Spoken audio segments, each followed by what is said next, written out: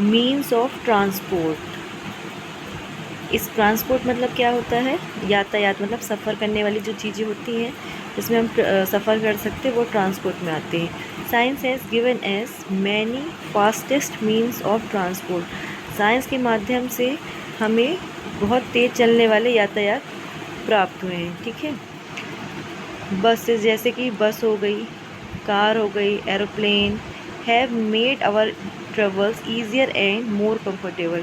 इन सब के ज़रिए हम आसानी से और बहुत ही आरामदायक सफ़र कर सकते हैं और बहुत ही जल्दी। एरोप्लेन से हम कुछ ही घंटों में कहीं पहुंच सकते हैं, कार से भी जा सकते हैं जल्दी, बस से भी जा सकते हैं। तो ये सब ट्रांसपोर्ट के माध्यम से, मतलब साइंस के माध्यम से हमें ये चीज़ मिली है। नेक्स्ट पॉइंट है मीन्स ऑफ कम्युनिकेशन। कम्युनिकेशन मतलब क्या होता है? किसी से बातचीत करना। कि हम किस किस माध्यम से बात कर सकते हैं। तो science has given us, science ने हमें बहुत सारे मीन्स ऑफ कम्युनिकेशन दिया, मतलब बातचीत करने के बहुत सारे माध्यम दिए। जैसे कि टेलीफ़ोन हो गया, टेलीफ़ोन में हम एक जगह से दूसरी जगह कहीं भी बात कर सकते हैं। टेलीविज़न से हम न्यूज़ जान सकते हैं, मोबाइल से बात कर सकते हैं, ईमेल से, सोशल मीडिया से, लेटर से, और भी बहुत सारी चीज़ें हैं जिसके माध्यम से हम एक दूसरे से कनेक्ट रह सकते, बात कर सकते हैं। तो ये कम्युनिकेशन के माध्यम हो गए और ये यातायात के सफ़र के माध्यम हो गए। आप चाहो तो इसमें और भी अच्छे से लिख सकते हो। नेक्स्ट टॉपिक हमारा मेडिकल साइंस। तो मेडिकल साइंस किससे होते हैं? हेल्थ से related. Science has given us many new and life saver medicine. साइंस की वजह से हमें क्या मिला? ऐसी मेडिसिन्स मिली जो हमारी ज़िंदगी को बचा रही है।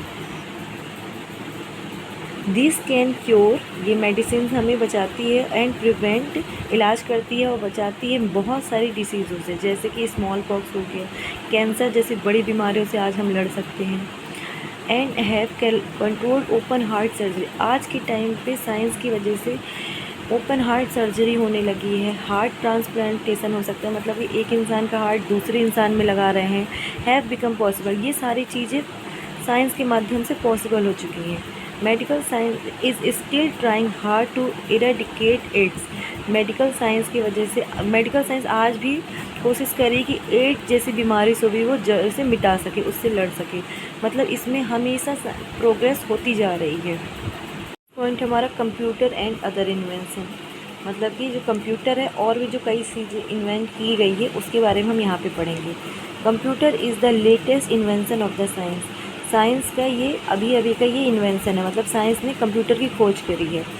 It is using in every field of life. Computer हर जगह यूज़ हो रहा है। It has solve our many problems. Computer हमारी बहुत सारी परेशानियों को सॉल्व कर देता है बहुत ही आसानी से। All work is done by computer in office. Office का सारा काम कंप्यूटरों से होने लगा है।